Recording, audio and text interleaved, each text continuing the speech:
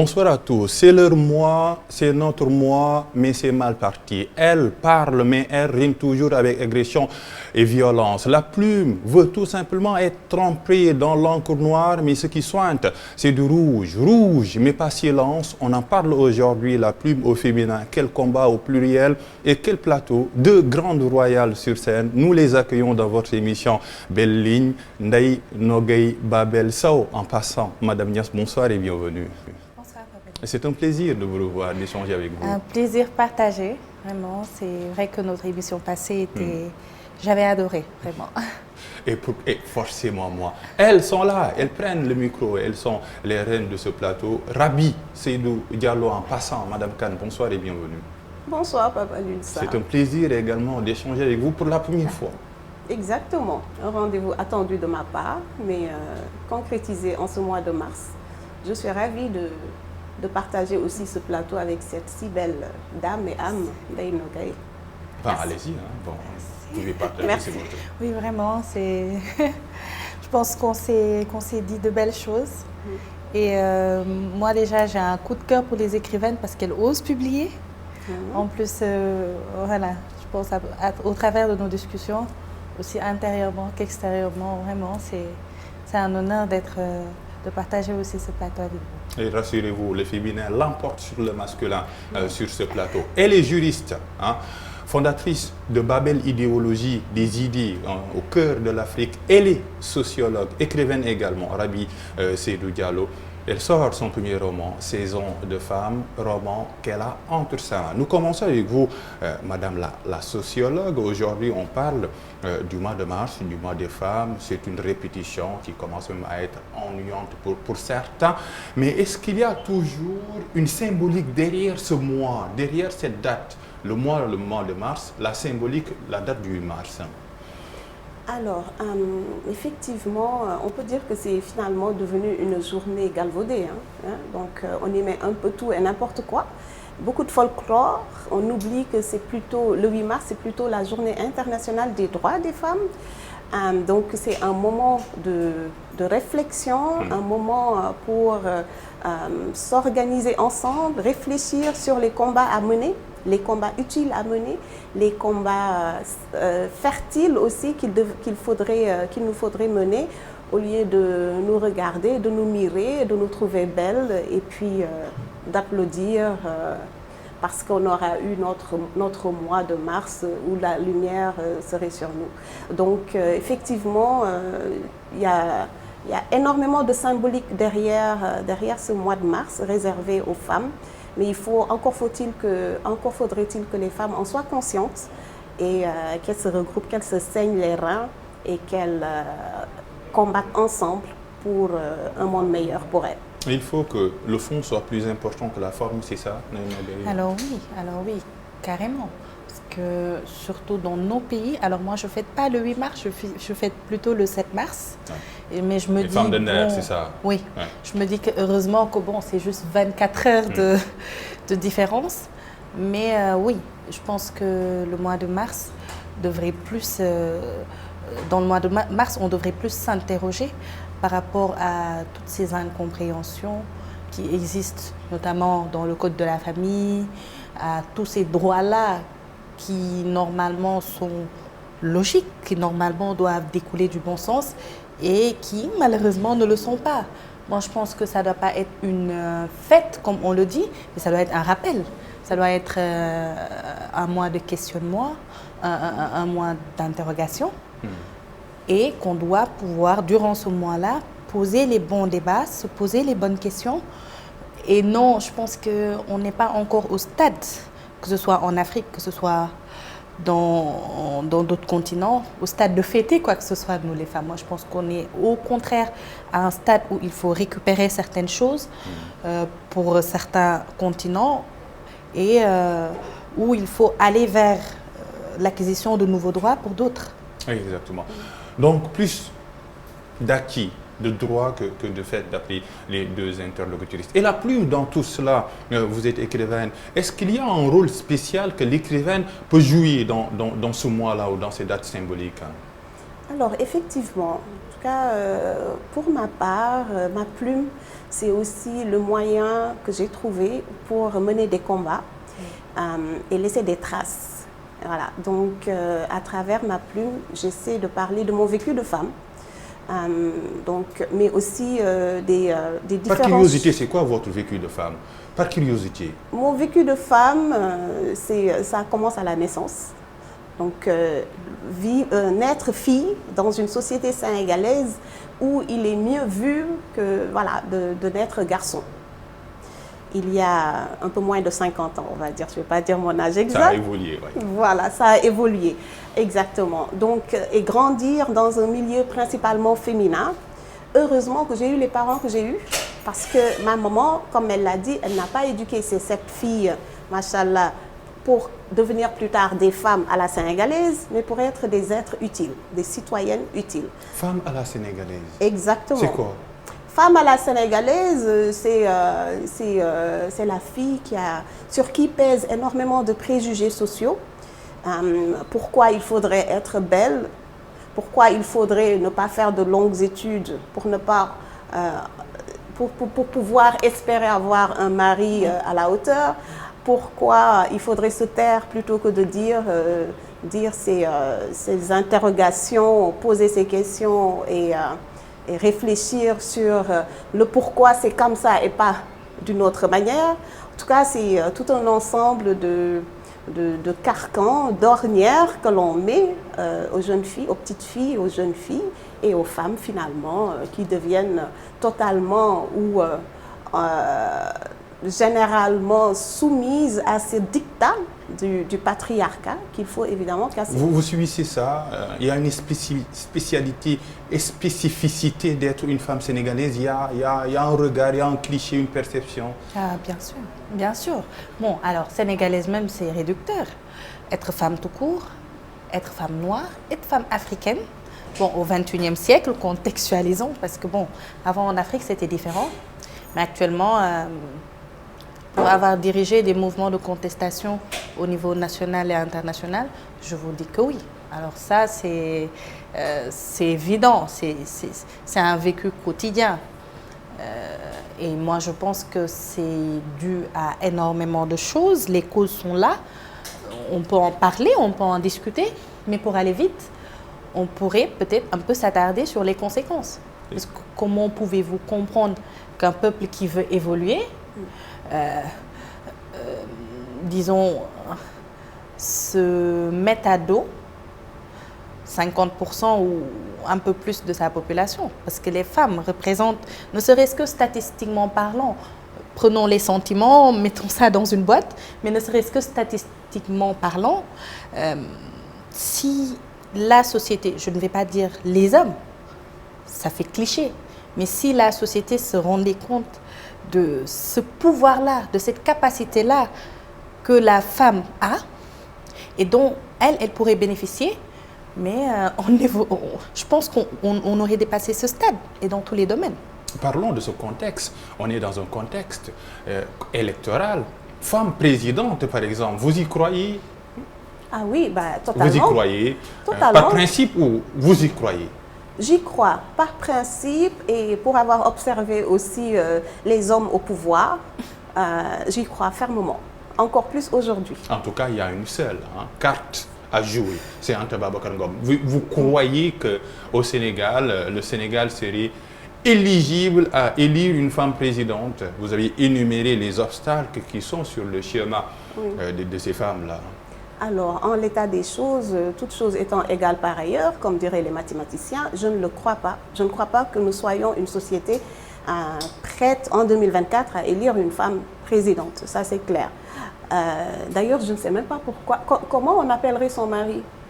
On dirait le premier mari ou le premier homme? Dans d'autres continents, ici au Sénégal, oui, mais je veux dire, entre nous, on n'en a jamais vraiment discuté. Évidemment, je sais qu'il y a des femmes qui sont ailleurs, qui président aux destinées de leur pays ou de leur royaume, mais je veux dire, dans la conscience collective sénégalaise, est-ce que vous avez déjà entendu quelqu'un en parler? Moi, je n'en ai jamais entendu parler. Donc, je pense effectivement qu'il y a des femmes qui peuvent peser de leur poids et montrer aux Sénégalaises et aux Sénégalais qu'elles sont capables d'être présidents ou présidentes de ce pays. Malheureusement, le premier frein à l'ambition de la femme, eh ben, c'est la femme. Ce sont les femmes elles-mêmes qui vont dire ben non, non, non, il faut laisser les hommes être devant. Ah bon? Oui, effectivement. Voilà, les études l'ont montré. C'est une société patriarcale, mais les valeurs patriarcales sont transmises par la femme, la mère. C'est elle qui éduque différemment son petit garçon et sa petite fille. Évidemment, lorsqu'ils grandissent, lorsque tous les deux grandissent, l'homme qui était un petit garçon va continuer à percevoir la façon dont sa maman a élevé sa sœur, par exemple, comme dégradante par rapport à lui, tout le champ des possibles qui lui est ouvert. Donc, tout par-delà, changeons la mentalité et la façon d'éduquer des femmes et elles grandiront beaucoup plus sûres d'elles-mêmes. Je ne dis pas que la Sénégalaise n'est pas sûre d'elle, hein, mais beaucoup plus sûre d'elle et les hommes aussi vont changer. Et il vous reste quoi? C'est une sorte d'engagement. On a vu un peu sur les 19 candidats retenus jusqu'à maintenant, il y avait 2, maintenant il y a une seule femme, mais l'engagement doit être personnel. Qu'est-ce qui vous empêche de franchir ce Rubicon-là? La faute à qui? Moi, je pense que, déjà pour revenir à ce que vous avez dit, imaginez que sur 19 candidats, qu'il n'y ait qu'une seule femme. Mais je pense que ça ne... En vrai, est-ce que ça choque? Est-ce que ça choque réellement? Je ne pense pas. Je n'ai pas vu une vague d'indignation sur ça. Et je pense que ça en dit long sur la société dans laquelle on vit. Et je pense que cette dame-là, ne serait-ce que ce qu'elle a reçu comme vague de haine, comme... comment elle s'est fait descendre et c'est voilà, et c'est dégoûtant, pas parce que c'est une femme et que j'en suis une, mais juste parce que non, on ne tire pas sur quelqu'un parce que c'est une femme qui a des ambitions. C'est de la bêtise humaine. Maintenant, dit comme ça va être la doctorante qui parle, ça va être bon, on va essayer de mettre ça sur un niveau, mais non. Moi, je pense que ce qu'il nous faut, c'est mesurer la tension, c'est voir où est-ce qu'on en est. Et en réalité, on en est là. La société sénégalaise, et cette société, je n'ai pas peur de le dire, et même la société, je ne vais pas dire africaine, mais mondiale, c'est cette société-là, phallocratique, c'est cette société-là qui se veut misogyne. Maintenant, en le disant, ce n'est pas un cri de cœur, ce n'est pas un combat, c'est un fait, c'est un constat. Et on doit pouvoir partir de ce constat-là pour pouvoir avancer. Tant que on va essayer d'opposer les uns et les autres. Et c'est pour cela qu'à chaque fois, je ne sais pas si vous le sentez, mais dans mon discours, j'essaie de ne pas utiliser les hommes et les femmes. Non, c'est un problème sociétal. La société sénégalaise, c'est une société mal à l'aise.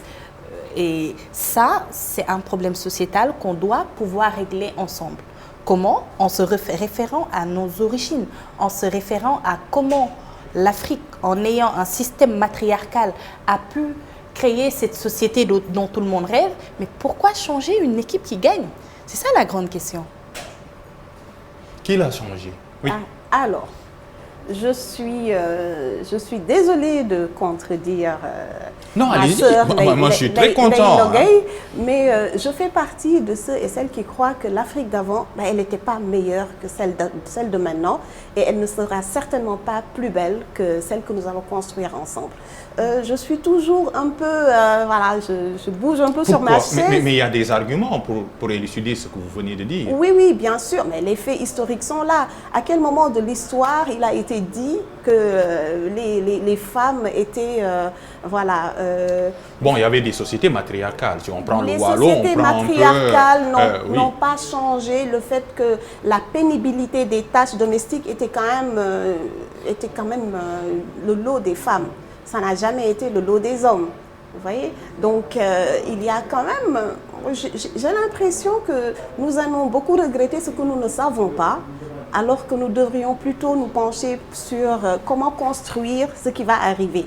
Vous voyez? Donc, je ne suis pas Moi, je ne regrette pas ce que je n'ai pas connu et je ne pense certainement pas que les femmes africaines étaient choyées ou étaient dans un meilleur monde que maintenant. Il y a du surplace, si on voit notre histoire, il y a du surplace, des sociétés matriarcales avec des héroïnes aujourd'hui qui sont chantées.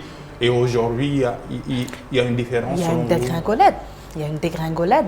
Il y a une dégringolade, je ne vais pas dire des droits des femmes, mais d'abord de l'image de la femme.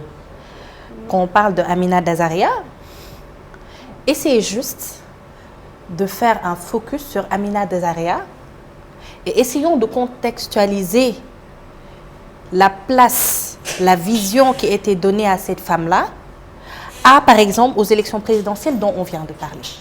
Je veux dire que ce qui crée une société, vous êtes sociologue, je ne vais pas vous apprendre la sociologie, mais ce qui fait les bases d'une société, c'est d'abord la vision, c'est d'abord la conscience commune. C'est-à-dire qu'aujourd'hui, la vision qu'on a de quelqu'un, ou bien d'un groupe, et c'est même ça en droit chez nous qui a un peu mis les bases de la démocratie, la vision qu'on a sur un groupe, mais cette vision-là joue forcément sur ce groupe-là. Forcément. Et la vision qu'on a d'une femme dans une société matriarcale ne peut, c'est une question de logique, ne peut être la même que la vision qu'on a de cette même femme-là dans une société, non pas patriarcale. Patriarcale, moi je pense que c'est minime, mais dans une société phallocratique, ce n'est pas la même chose. Dans une société matriarcale, on ne se demande pas si une femme peut diriger. Là, on s'est posé la question si une femme pouvait diriger. Et la réponse même, elle est négative. Alors que dans une société matriarcale, on ne se pose pas la question, c'est logique. Déjà, le pouvoir se transmet de par la femme. Ensuite, on ne se dit pas qu'il y aurait un lien entre la force physique et le fait de diriger. Oui, ça c'est une bêtise. Alors pour nous, c'est une bêtise. Mais pour l'homo sénégalensis, si on fait un ratio... C'est pas catégorique ça, cette analyse. Non, c'est juste... moi, je pense que c'est juste...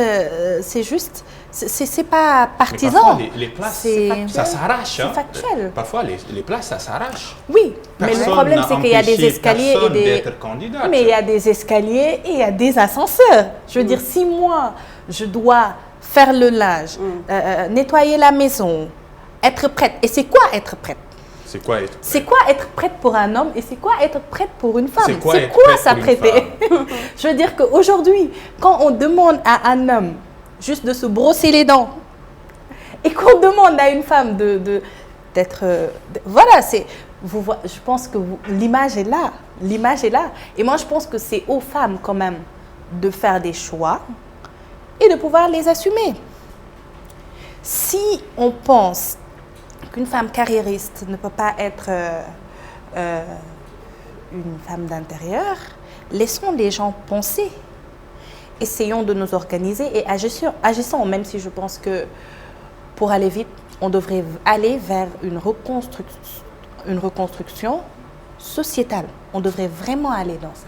Oui, Rabi, vous aviez une idée par rapport à ce que vient de développer Ndaïno Gueye? Bon, enfin, oui, je comprends tout à fait sa position. Ça ne remet pas forcément en question ce que j'ai dit, parce que d'après ce que j'ai appris de la société matriarcale, oui, ça se transmet de mère, mais de mère en fils aussi. Donc, l'oncle maternel a des droits, c'est un homme, hein, c'est pas une femme. Hein? Et je n'ai jamais dit non plus qu'une femme ne pouvait pas accéder à un certain niveau de décision. Mais c'est tellement... C'est-à-dire, c'est des cas... Mais quels sont les obstacles aujourd'hui, en 2024? Quels sont les obstacles? Les obstacles sont... Quels sont les obstacles qui empêchent une femme, par exemple, d'être candidate? Oui, pourquoi pas? Oui. Ben voilà. Parce que la liste a été ouverte, il y a eu plus de 200. Où étaient les femmes? Ouais, il faut laisser du temps au temps. Parfois, c'est juste ça qu'il faut. Ce n'est pas une question de manque d'ambition, mais faire de la politique, c'est accepter d'être plus dans la sphère publique que dans la sphère privée. Faire de la politique, ça demande énormément de sacrifices qu'une femme, peut-être, pourrait ne pas pourrait ne pas consentir au détriment de sa famille.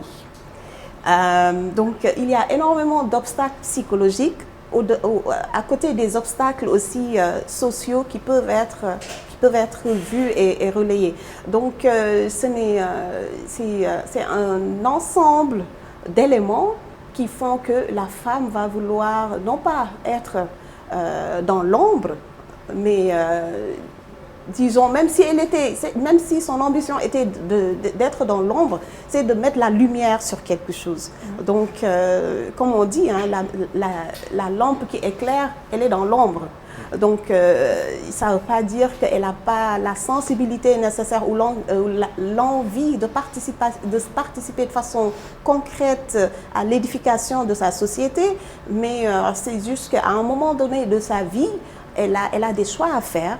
Et elle prend le parti de d'abord s'engager pour sa famille avant de parler de vie publique, vie politique, donc qui va nécessiter une certaine exposition.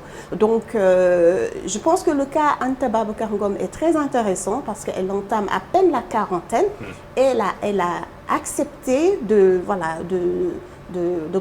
relever ce défi-là. Elle a osé relever le défi et dire « je veux présider aux destinées de mon pays ».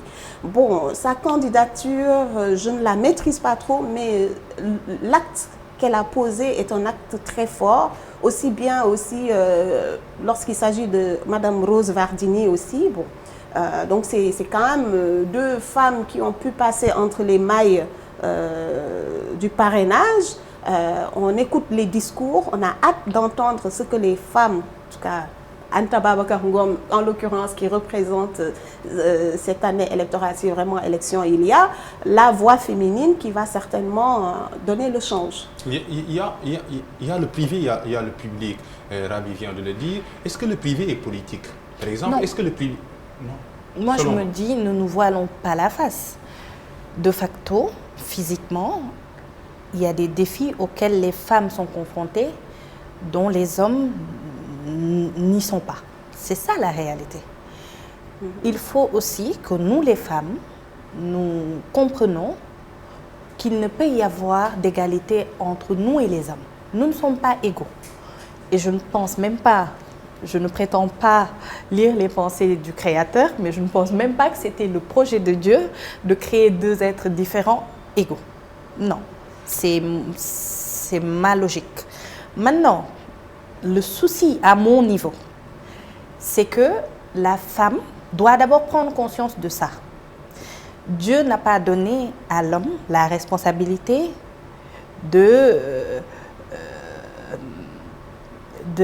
individuellement déjà, de s'occuper 9 mois d'un être qu'il ne voit pas. Durant ces 9 mois, la femme ne peut pas faire grand-chose. J'y ai été confrontée. Je me disais, avant de me marier, que même si je suis enceinte, je vais aller aux manifestations interdites. Mais non, tu ne peux pas. Et moi, je pense que c'est bien de se galvaniser, c'est bien d'être conscient de tout ce qu'on peut faire, mais c'est encore bien aussi d'être conscient de ce que nous ne pouvons pas faire dans certains états. Maintenant, ça ne signifie pas, parce qu'il y a ces limites-là qui ont été créées et qui ne dépendent pas de nous, qu'on ne peut pas prétendre à certaines choses. Moi, je pense qu'au XXIe siècle, c'est à la femme d'être intelligente. Comment? La place que nous donnons à nos amis hommes dans nos vies, que ce soit nos frères, nos pères, nos maris, il doit pouvoir y avoir une contrepartie. Je m'explique. Si on doit organiser cette société-là, si on veut qu'elle avance, il faut que les femmes puissent mettre sur la table ce qu'elles savent faire, ce qu'elles peuvent faire et surtout ce qu'elles sont les seules à pouvoir faire. Maintenant, si les hommes veulent qu'on construise ensemble cet havre de paix, ce beau pays, il faudrait qu'eux aussi puissent consentir par rapport à ça. C'est comme un contrat. À pouvoir laisser certaines choses. Ah, vous le pensez? Ah oui, vous pensez il faut qu'on puisse s'organiser. C'est un nouveau contrat social. Et c'est aux femmes, exactement, c'est un contrat social qu'il faudra établir. Il faut, par exemple, aujourd'hui dans le Code de la famille, il faut que les femmes puissent avoir le courage de dire, moi je ne peux pas avoir la responsabilité d'aider à construire cette humanité-là, de mettre 70% de ce que je peux sur la table, déjà de passer par ma vie, parce que pour donner la vie, même au XXIe siècle, avec toutes ces avancées technologiques, il y a beaucoup de chances que j'y passe, mais il me faut derrière une contrepartie. Ah oui, nous sommes une société. Et moi, je me dis que c'est comme ça que l'Afrique avait réussi à s'imposer en tant que société. En créant la division du travail, il faut que les femmes puissent se rendre compte que quand on donne trop dans un contrat, comme moi je donne 80% et toi 20%, et qu'au final, on se retrouve avec 50% chacun des bénéfices, ce n'est pas équitable. Mais ce contrat-là, il est tacite, vous êtes sociologue. Il est tacite, ça commence déjà avant de se marier, avec des termes.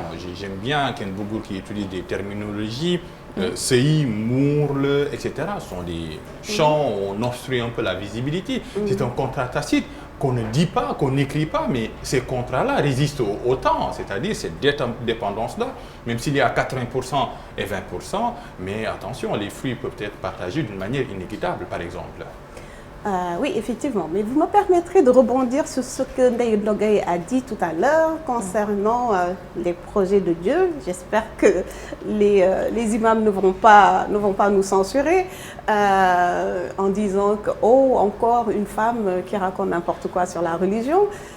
Mais d'après ce que j'en sais, Dieu n'a jamais dit que l'homme était supérieur à la femme.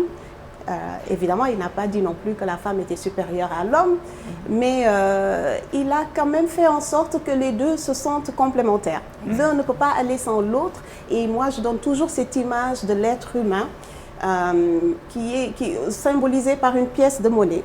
Voilà, la femme peut être la partie face ou pile, et l'homme serait la partie pile ou face. Mais en tout cas, ils sont indissociables tous les deux, et dans ce sens-là, pour moi, ils sont égaux. Ils sont... Égalité. Vous parlez d'égalité, mais pas d'équité. Vous parlez d'égalité. Je parle d'égalité dans le sens où tous les deux sont également humains. Il n'y en a pas un qui est plus humain que l'autre. Je parle de cette égalité-là. Par rapport à l'humanisme, c'est ça. Exactement. Par rapport à l'humanité, par rapport à l'humanisme aussi. L'affectation des tâches et autres, c'est une division du travail, c'est éminemment social. Ça, ce n'est absolument pas naturel, même si le processus de donner la vie, la grossesse, c'est un phénomène naturel qu'il faudrait accepter en tant que tel et ne pas le voir pour moi comme un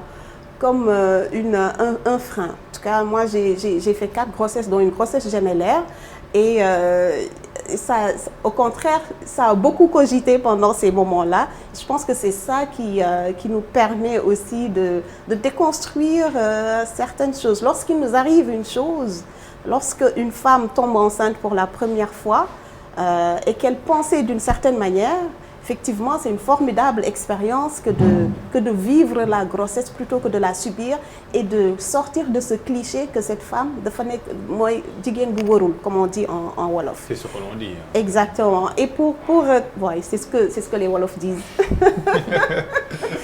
Alors...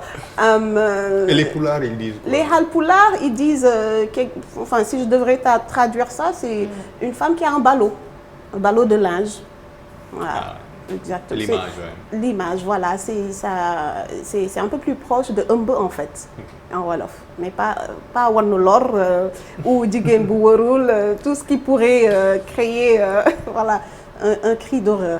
Et pour terminer avec l'idée d'égalité, moi j'aime bien, j'aimais écouter Christiane Taubira, ancienne ministre française de la Justice de France, qui disait que nous femmes, nous entendons être la moitié de tout. Pas vos moitiés, mais la moitié de tout.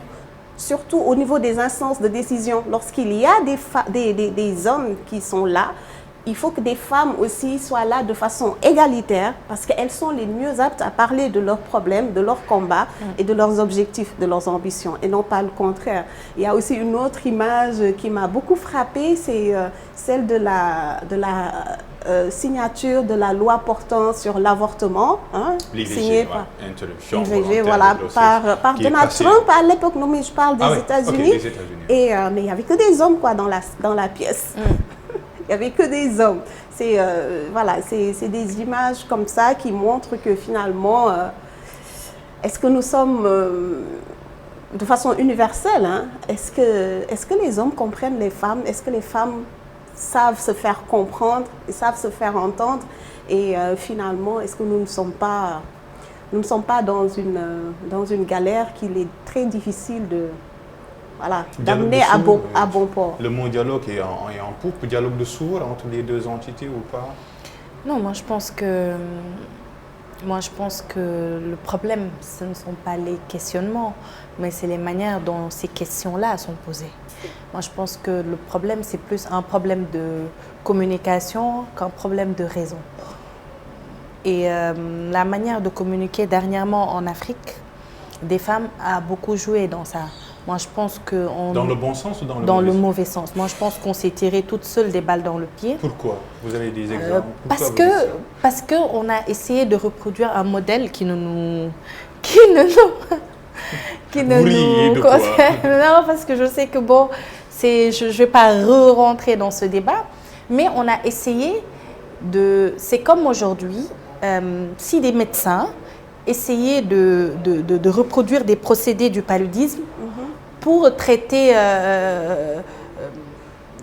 le VIH/SIDA, qui déjà ne se traite pas. Mais c'est juste une image pour vous dire que c'est vrai qu'il y a d'autres femmes qui se battent dans le monde pour des raisons que je trouve logiques. Mais dans chaque contexte, il faut avoir l'intelligence, bon, je peux le dire parce que je suis une femme et que je parle à mes pairs, il faut avoir l'intelligence de contextualiser. Nous sommes dans une société où le vous ne marche pas parce qu'on a été énormément divisés de toutes parts, que ce soit historiquement, que ce soit géographiquement, et le vous ne marche pas. Et récemment, ces dernières années, beaucoup de femmes qui ont des combats nobles se sont mis dans le vous. Les hommes font ceci. Les hommes ne nous donnent pas le droit d'eux. Déjà ça, je me dis que rien que psychologiquement, c'est amoindrir le pouvoir qu'on a. C'est-à-dire comment, dans une société comme la nôtre, on peut accepter de donner ce pouvoir-là à l'autre partie de la société. Et l'aspect négatif dans ça, c'est que quand vous dites aux autres « vous », mais ils s'éloignent de vous. Alors que le combat pour les droits des femmes, ce n'est pas un combat des femmes. Alors, et c'est là où vraiment je tends à rejoindre mes pères femmes qui se battent. Ce n'est pas un combat des femmes, le combat pour le droit des femmes. C'est un combat de la société entière. En disant les hommes, ce n'est pas vrai. C'est une conscience commune qui a été mise en place. Et pour que cette conscience commune puisse avoir cette ampleur-là, autant les hommes que les femmes y ont participé. C'est vrai que la participation n'a pas eu les mêmes intentions, mais on y a tous participé. Pour régler ce problème-là, il faut qu'on arrête d'indexer les hommes. Quand je disais qu'il ne peut y avoir une égalité entre les hommes et les femmes, c'est que c'est une complémentarité dont on parle. Voilà, là c'est on une est d'accord. équité Par contre, dont on parle. tu me permettras, Allez-y. je me mets à la place de Papa Lune, Oui. hein, mais j'aimerais bien savoir ce que tu mets dans on. Ce que je mets dans Toujours on, c'est on, les mais hommes c'est on, et les c'est femmes. qui? C'est les hommes et les femmes. D'accord. Bah, Il y a des hommes, Responsabilité le he for she existe. Moi, je pense que autant les femmes peuvent dire nous sommes plus aptes à connaître nos problèmes et à en parler. C'est ce qu'avaient dit les Africains à l'époque aux États-Unis lorsqu'ils voulaient retourner en Afrique. Je suis d'accord que nous sommes plus aptes à parler de nos problèmes. Mais il faut qu'on prenne conscience que nous ne pouvons résoudre un problème sociétal en divisant cette société entre hommes et femmes. Non. Déjà, moi je pense que ce n'est pas intelligent parce qu'on a besoin d'eux. Ils ont besoin de nous. Si on doit aujourd'hui régler, ne serait-ce que le problème, là on parle d'avortement, moi je vais repartir un peu en arrière. Lorsqu'il a fallu mettre les pilules de contraception dans les familles, qui est-ce qu'on a essayé de convaincre? Est-ce que c'était juste les femmes? Non. Parce que si on essaie de diviser, vous êtes sociologue, vous le savez mieux que moi, l'homme de la femme, est-ce que nous parlons toujours d'une société? Essayez de diviser l'homme de la femme dans une famille. De quoi parlons-nous? Il nous faut, moi je pense, avoir plus de tact dans ce qu'on fait. Parce que quand je vois certains débats, je me dis non, là, limite, taisez-vous. Parce que vous êtes, ce que vous faites, ça ne nous aide pas. Nous tous. Les hommes, on doit pouvoir donner aux hommes, avec petit h, leur place dans le combat des droits des femmes. Parce que je n'ai jamais vu un homme avoir comme mère un homme. Du coup, il nous faut quand même essayer de mieux les inclure et éviter de les... Il y a un problème, je vais vous mettre à votre place. Oui. Il y a un déficit de communication ou pas? Effectivement, il y a carrément un déficit de communication et un déficit de compréhension. Heureusement qu'elle parle d'intelligence, parce que justement, l'esprit humain, qui est naturellement intelligent, ne peut accepter qu'il y ait une société uniquement composée de femmes ou uniquement composée d'hommes. N'est-ce pas? Ça s'appellerait une gynécée ou des androns. J'en parle d'ailleurs dans mon bouquin, dans mon livre, dans un chapitre. Ça m'a fait tilt dans la tête. Je l'ai imaginé, un débat entre des jeunes filles, hein, des jeunes femmes en fleurs, qui remettent tout en question et qui justement parlent de cette problématique-là. Est-ce qu'une société peut, puisqu'une société ne saurait être représentée pas uniquement que d'hommes ou uniquement de femmes, il faudrait effectivement qu'il y ait un vrai dialogue et pas un dialogue de sourds. Mais lorsqu'il y a certains préjugés à penser que lorsqu'une femme parle du combat des femmes, donc elle exclut les hommes, c'est totalement erroné. Mais avant de pouvoir élargir le débat, encore faut-il en être convaincu et en embarquer le maximum. C'est comme ça qu'on pourrait avoir des arguments, des représentants et avoir des débats constructifs pour le bien-être sociétal. Je suis tout à fait d'accord.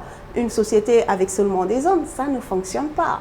Une mère, oui, c'est une femme, mais un père aussi, c'est un homme. Exactement. Donc, à chaque fois, moi, je n'aime pas trop cette bipolarisation, parce qu'à chaque fois que l'on donnera une fonction à une femme, l'exact contraire ou l'équivalent existe aussi de l'autre côté. Donc, il y a une synchronisation à faire et voilà, on n'en sort pas. Par contre, il faut que les femmes sachent définir leur combat, exactement, les porter, les mener, ne pas attendre que les hommes le fassent pour elles et les embarquer. Moi, c'est ce que je crois.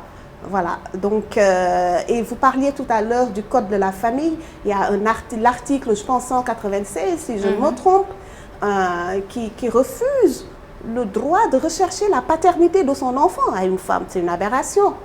Et c'est au Sénégal que ça se passe. Voilà. L'homme a le droit de dire « je ne suis pas le père de cet enfant » et refuser. Ouais. Exactement. Mais c'est un vide juridique. C'est totalement une aberration. Est-ce que ce sont les nouveaux défis? Est-ce qu'il y a les hommes, mais est-ce qu'ils ont intérêt plus que les femmes à mener ce combat-là? Mais non. Et surtout les hommes irresponsables, on va dire, n'est-ce pas? Donc, à côté de ça, il y a aussi l'autorisation parentale. Moi, je suis profondément choquée lorsqu'il faut que je demande à mon mari, donc le père de mes enfants, de signer une autorisation pour que ma fille puisse avoir une pièce d'identité. Alors que, voilà quoi, vous avez parlé des 9 mois. Le premier parent de l'enfant, c'est la mère. Et pourtant, on n'en est pas encore là. Est-ce que ce sont les défis modernes, les nouveaux défis, les nouveaux combats? Mais oui, juridiquement, si je prends l'exemple que du Sénégal, il y a un vide juridique qui est là. Et moi, je mets ce vide juridique sur le compte de l'irresponsabilité. À mon avis, c'est une irresponsabilité totale. je me demande ce que font ces ministres de la femme. Je me demande, et c'est vraiment une question, mais vraiment sérieuse, ce n'est pas une question lancée comme ça. Comment pouvez-vous comprendre que le code de la famille, mais se met en porte-à-faux à ce point, ne serait-ce qu'avec la constitution du Sénégal? Déjà dans le code de la famille, l'âge qui est donné, on dit que la femme peut se marier à 16 ans. Ouais. Une aberration encore. Alors que dans la Constitution, avec autorisation mais c'est encore pire. Ouais. C'est encore pire. Moi, je pense que là, il y a une petite marque. Là, on parle de majorité à 18 ans. Pourquoi on accepterait moi, je pense que là, dans le texte, oui. Là, c'est encore pire. Parce que ce même code de la famille qui donne un âge où il est clair qu'il ne peut y avoir de consentement juridique, ce même code de la famille nous dit que la première condition dans un mariage, c'est le consentement. Alors, ça signifie que le code de la famille demande à quelqu'un qui ne peut pas consentir de nouer un contrat où le premier article, c'est le consentement. Mais on est d'accord que ça n'a aucune logique. Là, ça a une logique sociale quand même. Vous parliez tout à l'heure de contexte. N'oublions pas que nous sommes dans un contexte sénégalais. Donc, il y a des traditions qui se font dont il faut tirer parfois des lois. Moi, c'est peut-être ça mon combat aussi. Mais nous, en droit, il faudrait que nos lois sociales, que nos mœurs et nos habitudes sociales, ce que nous considérons comme normal, soient normées effectivement et deviennent des lois. Mais nous, je suis désolée, ce n'est pas par rapport à ce point précis. Oui. Là, on est totalement en phase. On ne peut pas fixer la majorité à 18 ans et dire à permettre à une jeune fille, une adolescente de 16 ans, de se marier. C'est totalement incohérent. Mais de façon générale, il faut quand même déplorer ce déphasage entre nos traditions, nos valeurs sociales, qui ne deviennent pas des lois. Mais parce qu'il y a certaines pratiques traditionnelles qui sont moyenâgeuses, qui sont dangereuses. L'excision, par exemple. Oui, et c'est un jugement. L'excision, par exemple, ce n'est pas un jugement, c'est un fait. Par exemple, c'est pas un jugement, il faut dénoncer cela. L'excision, c'est une pratique. Oui, c'est une pratique traditionnelle. Oui, mais c'est une pratique, ce n'est pas une valeur sociale. Oui, mais c'est une pratique. C'est héritier des traditions. Moi, je ne défends pas l'excision. Vous le permettez. Mais bien sûr, moi, je ne défends pas ça. Moi, je ne suis pas sociologue. Mon domaine d'études qui est le droit, il y a une logique qui est là. C'est que la Constitution, déjà, c'est la mère des normes. Alors déjà, on ne peut y avoir une loi qui contredit la Constitution. Ce n'est pas possible. C'est-à-dire que juridiquement, la manière dont j'ai été formatée juridiquement fait que moi, si j'étais une machine, ça va faire erreur. C'est pas possible. Ce n'est pas possible. Vous n'êtes pas une machine. Voilà, c'est impossible. Je veux dire que, si on veut donner du crédit et du sérieux à nos institutions, il faudrait qu'on puisse respecter les normes juridiques. Aujourd'hui, on ne peut pas demander à un enfant qui ne peut pas consentir de conclure un contrat où la base, c'est le consentement. Mais ça, ce n'est qu'un seul. Ça, ce n'est que la partie visible de l'iceberg. On peut même aller plus loin. Moi, je pense que par rapport aux droits des femmes, vous avez parlé de l'autorisation parentale. Même pour voyager avec son enfant. Je vais aller plus loin. Je pense que beaucoup de gens connaissent ma position par rapport à l'avortement. Mais moi, je pense que aujourd'hui, c'est de l'irresponsabilité, en fait. Parce que comment peut-on comprendre qu'on puisse avoir en place un gouvernement, une organisation qui ne permet pas à une femme enceinte qui a été violée ou qui a été victime d'inceste de pouvoir se référer déjà à de vraies institutions. Ce même pays s'en va ratifier le protocole de Maputo. Cela signifie qu'il les autorise à le faire, tout en sachant qu'il n'a pas mis en place ce processus judiciaire permettant à une femme qui se dit violée de pouvoir avoir un acte juridique qui puisse prouver qu'elle a été violée et que ce viol est aujourd'hui à l'origine de sa grossesse. Et ainsi de pouvoir... En fait, c'est comme aujourd'hui donner des moitiés. Je ne défends pas l'avortement. Oui, c'est pas clair. Mais je dis qu'il y a une irresponsabilité de fait de nos institutions par rapport à la femme qui souffrent le chaud et le froid. Voilà, signer des que traités internationaux et... C'est ça. Ils vont ratifier le protocole de Maputo. Derrière, ils criminalisent l'avortement. Parce qu'on ne paie pas une contravention quand on avorte illégalement. Déjà, c'est illégal. Et pourtant, le protocole est signé. Et pourtant, on parle de viol et d'inceste. Et pourtant, le système juridique ne peut pas dire en 9 mois si vous avez été violé ou pas. Tout ça pour dire qu'il y a un entremêlage, un vide juridique qui, je pense, est fait à dessein. Et c'est pour cela que ça me fait mal quand je vois la plupart de nos sœurs se battre pour des là, au moment où vraiment il y a des combats, sincèrement, on n'est pas à ça près. Le là, c'est l'écriture inclusive. C'est ça, je veux dire, aujourd'hui, qu'on m'appelle à l'université le ou la professeur, ce n'est pas mon problème. Moi, ça le sera un jour. Mais il y a des priorités. Je ne peux pas être dans une société où mes droits limites sont entremêlés, où je ne me retrouve pas, où on dit que l'homme, lui, peut ne pas assumer sa paternité, mais moi, je suis obligée de le faire. Mais en même temps, il y a le protocole, c'est sans dessus-dessous. Et face à ça, moi, je pense que des intellectuels, les femmes africaines, nous toutes, on devrait pouvoir prioriser nos combats. Et dans cet imbroglio-là, il y a la parité à l'Assemblée nationale. Il y a autant de femmes que d'hommes. Elles peuvent porter ces lois-là. Il y a des écrivaines. Ces défis-là peuvent figurer sur le papier blanc. C'est ça.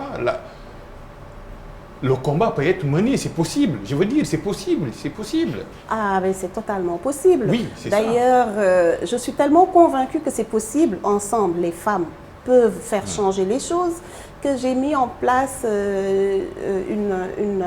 un espace qui s'appelle Debo Leadership Féminin, voilà, qui met en relation différentes femmes de différents horizons, de différents âges, de différentes sensibilités, mais avec la conscience d'une communauté de destin.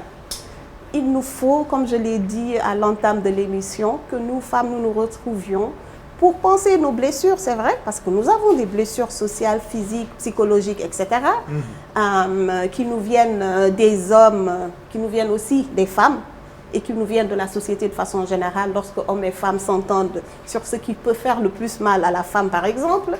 Mais il nous faut ce genre d'espace de dialogue pour créer un avenir meilleur pour les femmes, pour que ça soit meilleur pour tout le monde. Ouais. Voilà. Oui. Et bon, oui. Allez-y. Alors, vous m'avez stoppé, je ne sais plus ce que je voulais dire. Vous étiez sur le débat et c'est possible. Ouais. C'est possible que les choses changent. C'est possible que les choses changent, voilà. Donc, je reprends ce que vous avez dit. Exactement. 1 minute pour chacune. Le cri du cœur pour ce mois de mars. On commence avec vous. N'importe quel sujet, n'importe quelle personnalité, n'importe quel profil. Votre cri du cœur pour le mois de mars, ce serait quoi? Conscience commune.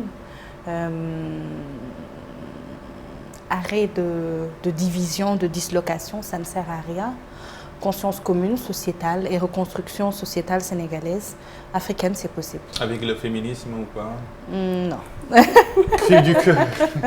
Mon cri du cœur, évidemment, c'est d'abord marquer ma solidarité envers votre consoeur, Maïmouna Ndour Faye, qui est aussi une femme qui est à une station de décision. Voilà, donc elle est quand même une chef icône. D'entreprise. Elle est chef d'entreprise dans son domaine de prédilection, le journalisme, ce qui n'est pas une mince affaire. D'abord, c'est ça pour dire stop à la violence, quelle qu'elle puisse être, d'où qu'elle puisse venir. Et vraiment, je suis outrée de voir encore qu'il y a autant de violence en période préélectorale. Et j'espère vraiment que nous allons dépasser cet état-là et aller vers une conscience citoyenne, pour reprendre le mot de Ndeye Nogay que j'aime bien, conscience, mais une conscience citoyenne qui va vraiment nous amener au niveau du vrai développement. Mon cri de cœur, pour terminer, je sais que j'avais droit à 1 minute, mais je me rattrape. Mon cri de cœur, ce sera vraiment un débat autour de la nécessaire, pour moi, nécessaire rémunération des femmes qui décident de rester au foyer pour éduquer leurs enfants pour mener à bien la maisonnée. C'est-à-dire Ce qu'on appelle les femmes au foyer. Moi, je considère que la maison, c'est un espace où des femmes travaillent aussi. Mais il n'y a aucune rémunération. C'est un travail invisible, comme aurait dit mon professeur d'économie, de sociologie de l'économie, Feu Amadi Alidien. Donc, c'est un travail invisible qu'il faudrait rémunérer, qu'il faudrait rendre visible. On est dans une période charnière où on parle de gaz, de pétrole, etc. En tout cas, d'une manne financière qui va sortir des eaux ou du sol du Sénégal. Mais qu'est-ce que nous faisons de ces femmes-là qui restent, qui font le choix, après des études, de rester à la maison pour construire ce petit garçon ou cette petite fille qui vont plus tard devenir des citoyens sénégalais, donc leur fournir un espace sécur pour qu'ils puissent davantage porter les combats de leur société. Qu'est-ce qu'on fait de ces femmes-là? Qu'on ne me dise pas que oui, qui doit les rémunérer, est-ce que c'est au mari? Non, parce qu'il y a des mères, célibataires qui n'ont pas de mari, et je ne veux absolument pas que l'on pense que je veux qu'il y ait une plus grosse part de la part du mari. Non, moi je parle de responsabilité de l'État envers ces femmes-là qui construisent le futur citoyen. Voilà, donc j'aimerais vraiment que l'on donne l'occasion à ces femmes qui ont fait des études poussées, parce que l'un ne va pas sans l'autre, qui peuvent faire des études poussées, mais qui doivent avoir le choix de rester à la maison et d'avoir un revenu substantiel, dépendamment de leur niveau d'instruction, et qui, après avoir bien soufflé, pourront retourner au niveau du travail extérieur, gagner plus éventuellement, mais en tout cas que le choix de rester à la maison soit rémunéré. Et voilà comme on mon dit, critère. le temps est élastique. Je m'associe à ces cris du cœur là, parce que le féminin l'emporte sur le masculin. En tout cas, Ndeye Nogueye, merci beaucoup d'être là. Merci. Merci également à Rabi d'être là pour ces échanges. Merci également à la noblesse Anoudine, la partie technique, celle qui nous a permis de réaliser cette émission. Rendez-vous la semaine prochaine pour un nouvel espace du livre de la lecture et de l'écriture sur ITV, en passant par Madame Nias et en passant par Madame Kane. Bonne fête des femmes, oui, à toutes les femmes du monde. Et on finit avec cette saison de femmes, saison de femmes, disponible à l'édition L'Harmattan, saison de femmes, écrit le premier recueil et pas le dernier de Rabi Seydou Diallo. Je le disais tout à l'heure, c'est une famille qui s'écrit au féminin, c'est une famille également qui écrit. Rendez-vous la semaine prochaine pour notre belle ligne sur ITV. Allez, bonne soirée.